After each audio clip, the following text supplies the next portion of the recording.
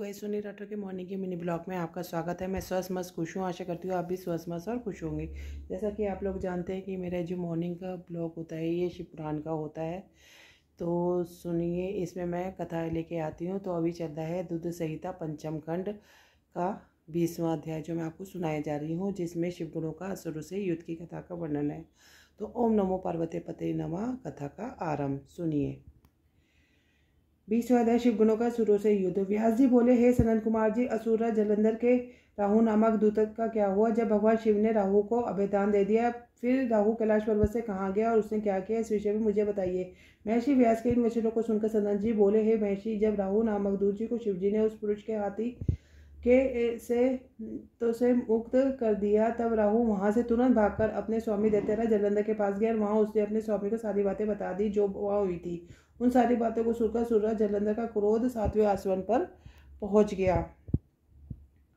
जलंधर ने अपने सेनापति अन्य अधिकारी को बुलाकर अपनी दैत्य सेना को युद्ध के लिए तैयार होने की आज्ञा प्रदान की। अपने स्वामी की आज्ञा पाकर काल ने भी शुभ निशुंभ आदि महावीर प्राग में दैत्य युद्ध के लिए तैयारी करने लगे। जलंधर की विशाल चतुरंगी दैत्य सेना भगवान शिव से युद्ध करने के लिए निकल पड़ी। उस सेना के साथ ही दैत्य गुरु शुक्राचार्य और राहु भी थे।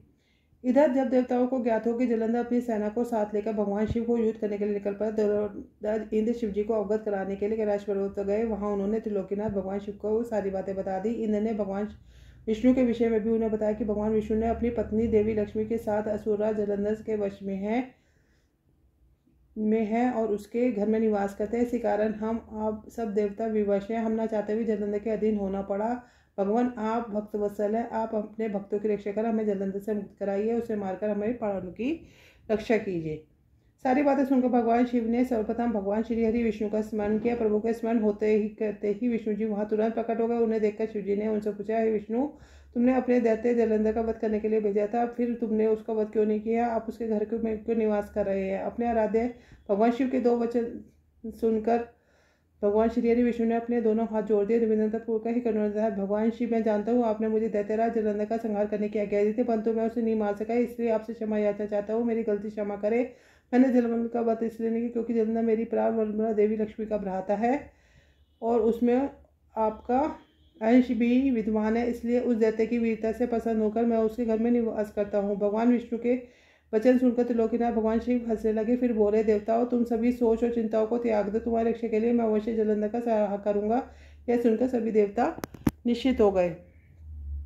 उसी समय जलंधर अपनी विशाल सेना साथ लेकर कैलाश पर्वत के निकट पहुंचा। उसने कैलाश पर्वत की ओर से घेर लिया, चारों ओर से घेरी। उस समय कोलाहल होने लगा। वह शोर भगवान शिव सुनकर भगवान शिव को क्रोध आ गया। तब उन्होंने अपने गणों को आज्ञा दी कि वह जाकर राक्षसों से युद्ध करे। अपने आराध्य भगवान शिव की आज्ञा पाकर सभी गण युद्ध करने लगे। शिवगणों और जलंधर की दैत्य सेना में बड़ा विश्व युद्ध होने लगा। शिवगण बड़ी वीरता से दैत्यों से भिड़ गए। उन्होंने कई दैत्यों को पल भर में मौत के घाट उतार दिया, सैकड़ों को घायल कर दिया, परंतु दैत्य गुरु शुक्राचार्य अपनी मूल संजीवनी विद्या से सभी मृत दानवों को पूर्ण जीवन दान दे रहे और उठकर युद्ध करने लगे। जब दैत्य सेना 20 का कम होने का नाम ले रहती थी, शिवगण व्याकुल होने लगे। तब शिवगणों ने भगवान शिव के पास जाकर उन्हें सारी सूचना दे दी। जब शिवगणों ने यह बात सुनी, शिवजी ने बात सुनी, तो वह शुक्राचार्य क्या कर रहे हैं क्रोधित उठे। उस समय भगवान शिव के मुख से एक भयंकर ज्वाला किता के रूप में प्रकट हुई। उसका रूप अत्यंत और भयानक था। वहां से वह सीधे भूमि में गई और दैत्यों को पकड़ पकड़ कर खाने लगी। इस प्रकार ब्रह्मा करते हुए किता शुक्राचार्य के निकट पहुंची और उन्हें वहां से गायब कर दिया। जब अपने परम सहायक गुरु शुक्राचार्य को वहां नहीं दिखाई दिया तो हजारों वीर मारे गए, घायल हो गए। तब दैत्य सेना का मनोबल टूटने लगा। दैत्य सेना युद्ध भूमि छोड़कर भागने लगे। जलंधर के काल नेमी शुभ निशुम आदि वीर दैत्य फिर भी पूरी ताकत से युद्ध करते रहे। इधर भगवान शिव की सेना का प्रतिनिधित्व करने वाले स्वामी कार्तिक और गणेश जी भी पूरे मनोयोग से दैत्य सेना का पछाड़ने के लिए युद्ध कर रहे थे। तो इसी के साथ दुग्ध संहिता पंचम खंड पूर्ण होता है। कल से हम शिव पुराण का नए खंड में प्रवेश करने जा रहे हैं। तब तक के लिए सबको राम राम, राधे राधे। ओम नमो पार्वती पते नमः। हर हर महादेव।